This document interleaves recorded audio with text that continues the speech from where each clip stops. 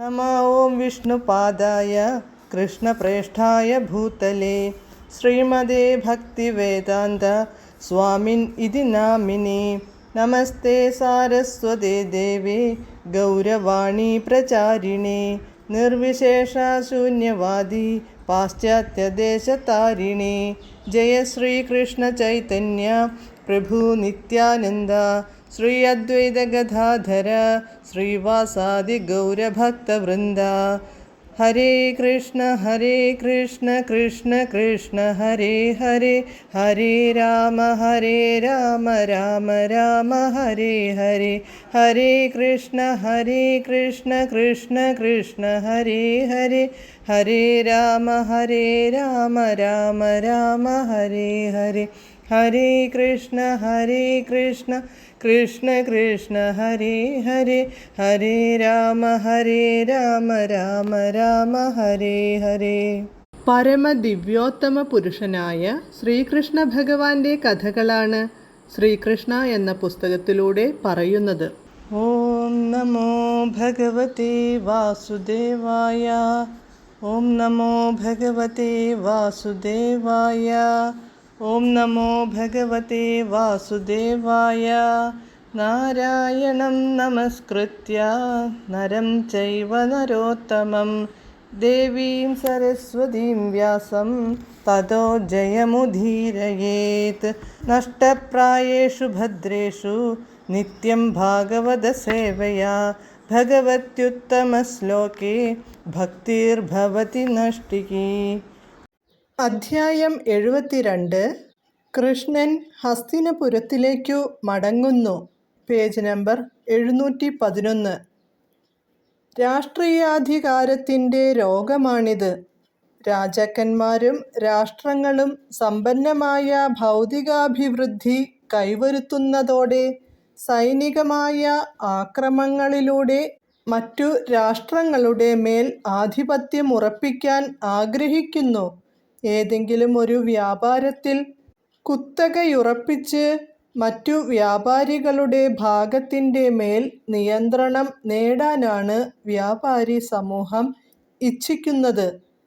ദുരഭിമാനത്താൽ ഭ്രഷ്ടനായും ഭൗതിക സമൃദ്ധിയാൽ മതിമോഹം സംഭവിച്ചും കൃഷ്ണാവബോധത്തിനു തയ്യാറാകാതെ സർവത്ര നാശം വിതയ്ക്കുകയും സമാധാന ജീവിതത്തിനു ഭംഗമുണ്ടാക്കുകയുമാണ് മനുഷ്യ സമൂഹം ചെയ്യുന്നത്.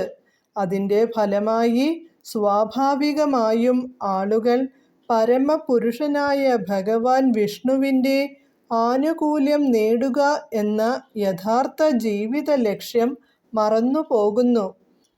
രാജാക്കന്മാർ തുടർന്നു, ഞങ്ങളുടെ രാഷ്ട്രീയ വ്യാമോഹങ്ങളെ തൃപ്തിപ്പെടുത്താനായി പൗരജനങ്ങളെ കുരുതി കൊടുക്കുകയും അനാവശ്യമായി വധിക്കപ്പെടാൻ അവരെ പ്രലോഭിപ്പിക്കുകയും ചെയ്യുക എന്ന ബീഭത്സ കൃത്യത്തിലേർപ്പെട്ടിരിക്കുകയായിരുന്നു ഞങ്ങൾ.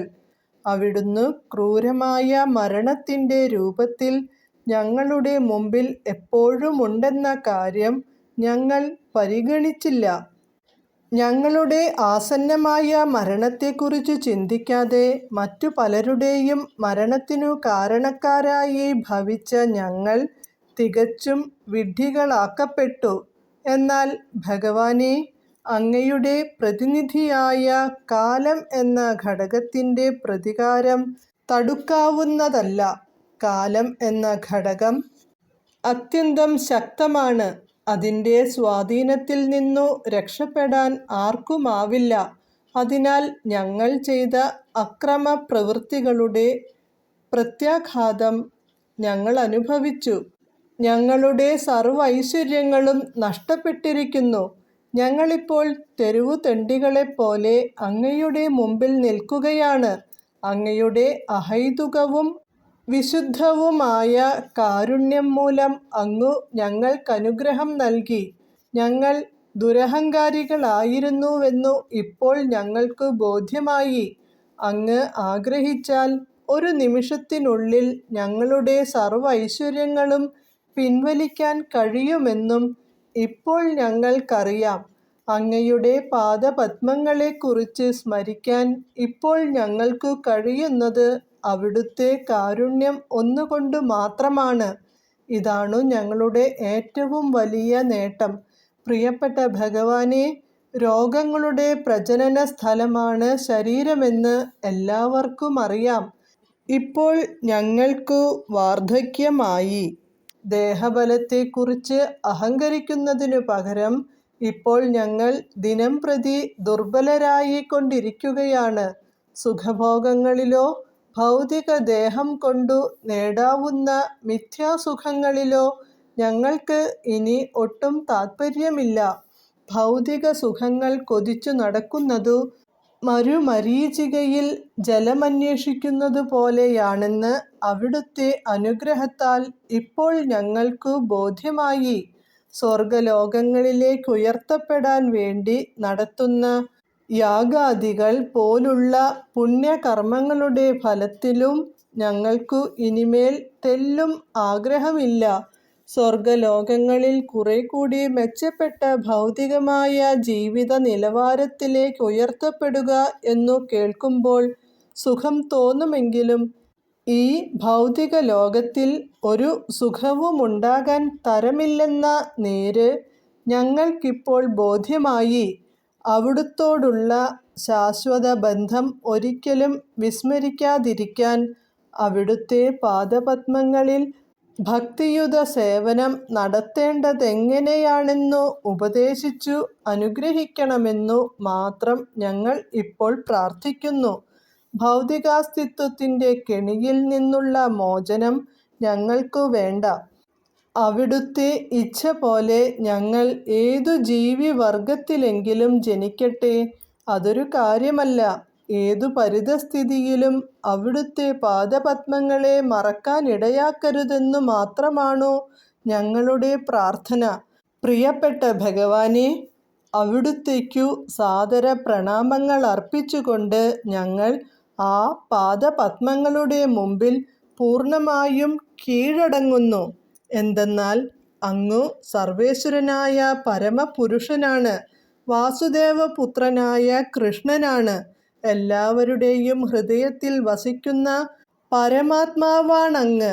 ഭൗതികാസ്തിത്വത്തിൻ്റെ ശോചനീയാവസ്ഥകളെ ഹരിക്കാൻ കഴിവുള്ള ഭഗവാൻ ഹരിയാണ്. പ്രിയപ്പെട്ട ഭഗവാനെ, എല്ലാ സുഖങ്ങളുടെയും സംഭരണിയായ ഗോവിന്ദൻ എന്നാണ് അങ്ങയുടെ നാമം. അവിടുത്തെ ഇന്ദ്രിയങ്ങളെ തൃപ്തിപ്പെടുത്തുന്നവൻ സ്വന്തം ഇന്ദ്രിയങ്ങളെ തന്നെയാണു തൃപ്തിപ്പെടുത്തുന്നത്.